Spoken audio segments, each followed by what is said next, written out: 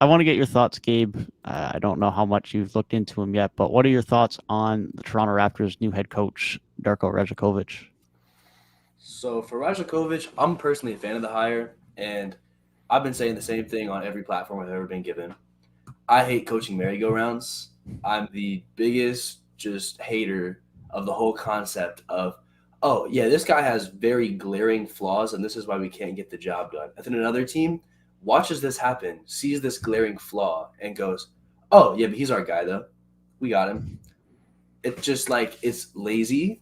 It's you're not taking a chance on somebody, and you already know what your ceiling is just right away. Like sure, there's sometimes that a guy is just a fit, like a better fit one place than another, but it's like the same guys getting like 3, 4 head coaching chances, and it's like bringing in somebody new. Oftentimes, I feel is just a better idea because you can prove me if I'm wrong, but at least the feeling I get is that most guys who go on to have really good coaching stints and lead teams to a lot of like titles and things like that are usually in their first head coaching stop. I think like Steve Kerr, this is his first head coaching stop. Like Spoelstra, I think Popovich, Yeah. like all the best coaches are usually in their first coaching stop.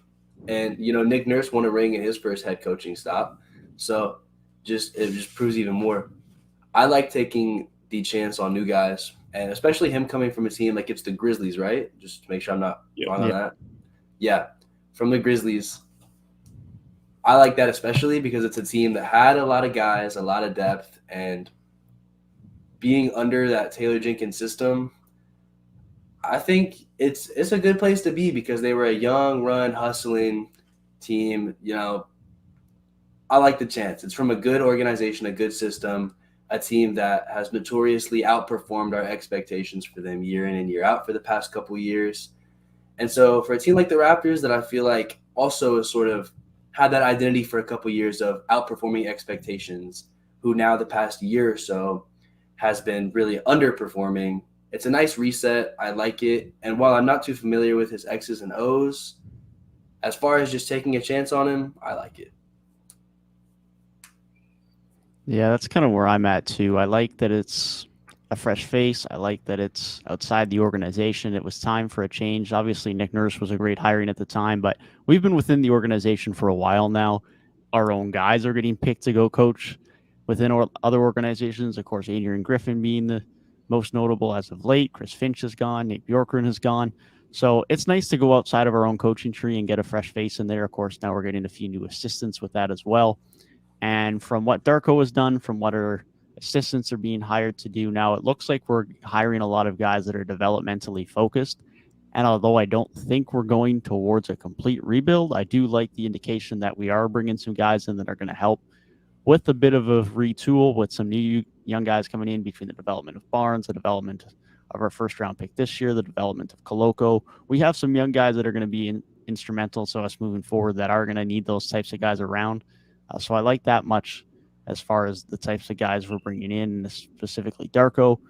The other nice thing is that specifically on the offensive end, it looks like Darko wants to play a very different system than Nurse has, where Nurse was a very slow team, a lot of isolation, a lot of pick and rolls, terrible half court offense. Now, part of that is personnel, but part of that is the fact that we just had no ball and player movement on 90% of our possessions.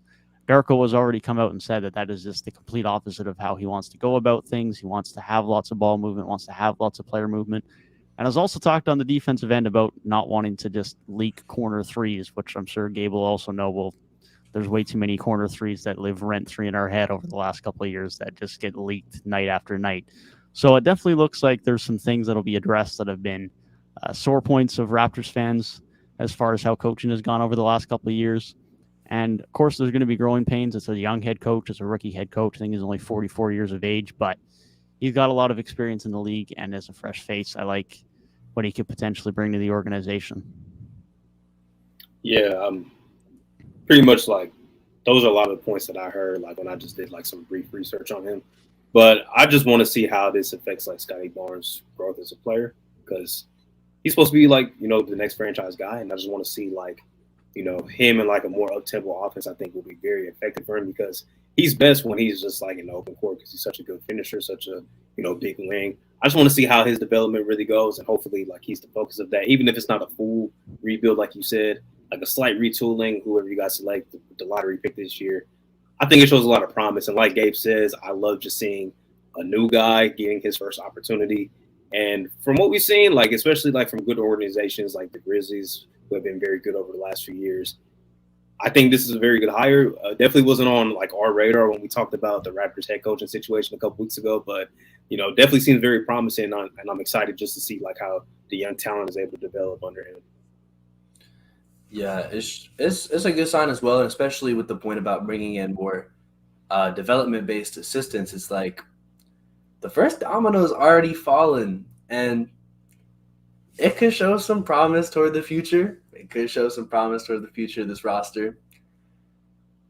I know he's like they said they don't want a full rebuild, but like with Fred out, I have hope now that at least one of the two main trade pieces will be out the door this offseason.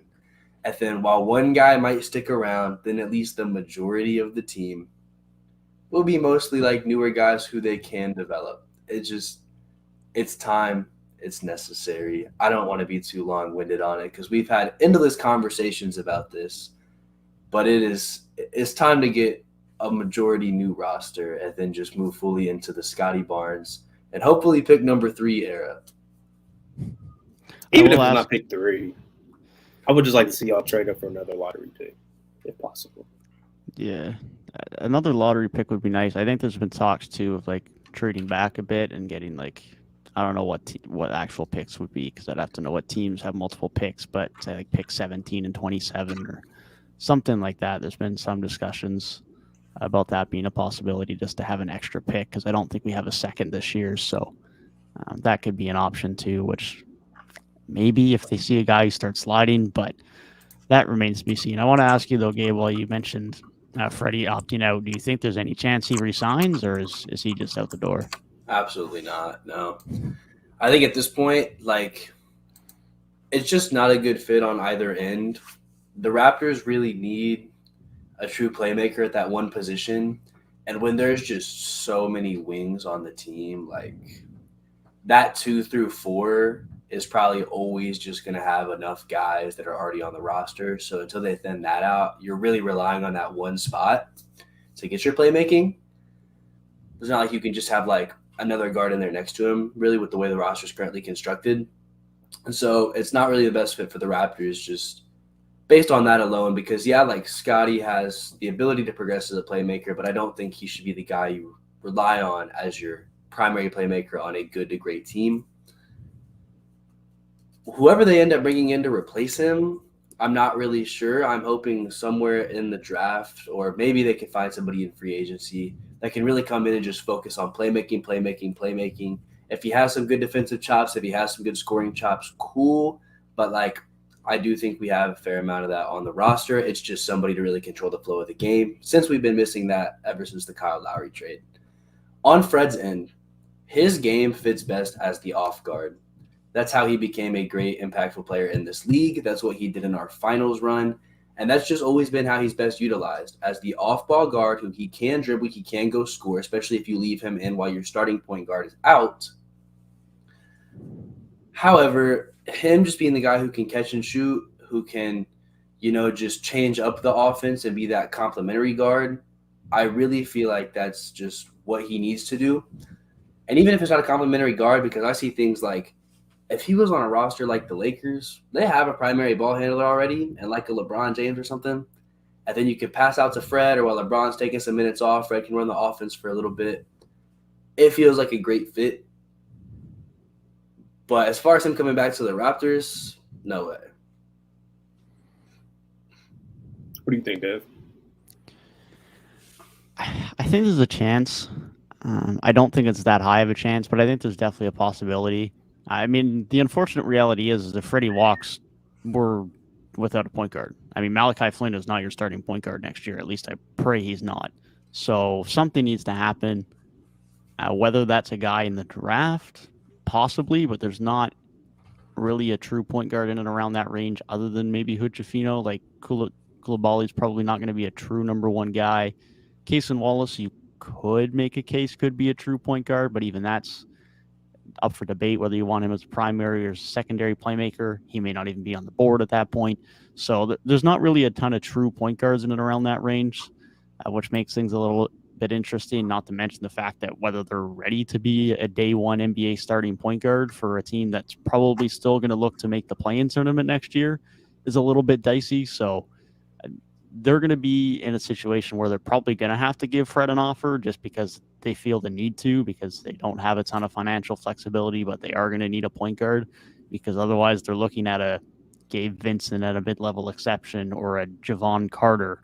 And this is for a starting point guard role. So they're definitely far from an ideal situation. Outside of that, you're looking at a point guard back for a trade if you're trading one of Siakam or OG, or if you're signing trading Freddie, depending on where he goes, which then, of course, brings up the D'Angelo Russell rumor, which I don't think any Raptors fan wants. So they're not in an ideal spot for the point guard situation. That hasn't been untrue for a while. Like, as you mentioned, Gabe, Freddie's always been best at the two, and it's been a better fit at the one over time. Freddie's got better with his passing, better with his playmaking, but he's always going to be better as a primarily off-ball guy. That remains true, and the Raptors are going to be in a weird spot to try and figure that out next year because, like you said, since Lowry, it's been a tough spot at the point guard position.